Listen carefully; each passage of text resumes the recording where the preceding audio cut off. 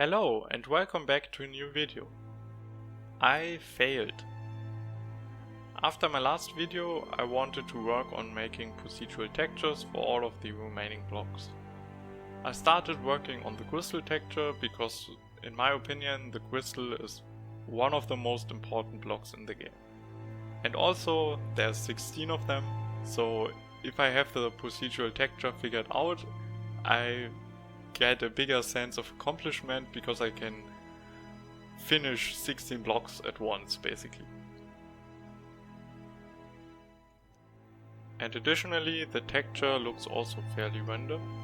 There's like these random bits and pieces scattered around and they have a somewhat random shading to them.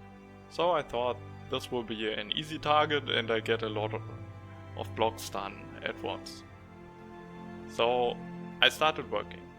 I immediately noticed that this kind of patterns, these bits and pieces scattered around, aren't really easy to do with simplex noise. A better way to do this would be Voronoi noise or some kind of Voronoi cells. And I started working on the Wally noise. And as you can see, that didn't quite work out. There is pointy pieces, but well, the shading isn't that great, and also there's always this diagonal line pattern, so it's fairly bad.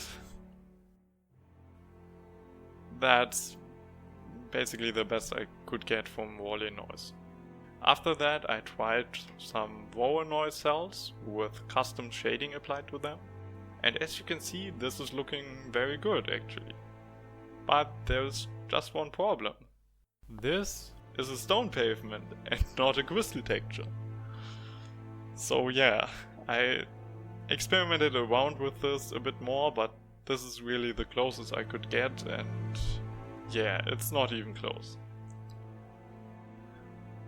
So at this point I was really demotivated, so I decided to stop working on procedural textures for now, and I reverted the game to use the old textures. As you can see, the wood has the old texturing, the stone has the old textures, and the soil also has the old textures. And I'm not throwing away this idea just yet. I've just decided it is better to revert it for now, so I can make some actual progress on the game and finishing the rewrite. Hopefully I will find the time in the future to figure this out and make procedural textures work in some way. But it's not all gone to waste for now. Remember that I also made this new random number generator, and I think this will be really good for terrain generation. Because right now, the way I really often need random numbers that depend on like 3D or 2D coordinates as a seed. And for that, in the Java version, I actually made this class here, which essentially allows me to use 3D coordinates as a seed. But this is fairly complicated. I have a relatively similar layout where I multiply each coordinate with a different random number. But I do some weird stuff to combine all of these. This once again shows that I have no idea what I'm actually doing. And I'm using this as a seed, and then after that the actual random number generator kicks in and generates the random numbers. But with my new progress I made on that random number generator, I could just create a random number instead of doing all this setting seed stuff and letting the other random number generator work. I could just replace this with like a single multiplication basically to get a random number immediately. That would be really helpful. So yeah, I also made some progress on the rewrite. Now that I'm no longer chasing weird, fancy new graphic ideas. One of you noticed that the grass texture was upside down, so I didn't fix this back then because I was working on the procedural system, but now I have to go back to that. And I figured out why this is happening. Apparently, the way I load my textures, it somehow inverts them in the y direction. And I configured it so that it inverts it back, and as you can see, it's working now.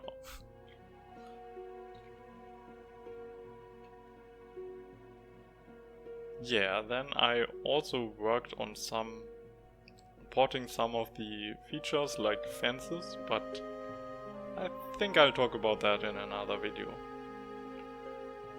Also figured out rotation, but those two are kind of the same thing. Anyways, that's it for today. A bit of a short video, but I hope it was interesting regardless. And also, you may have noticed that now that I make more videos, you obviously get to see more of my failed projects. I wouldn't have included something like this in my old videos. I was basically only showing the success stories, and yeah, I think this is a fairly important part to note about game development in general.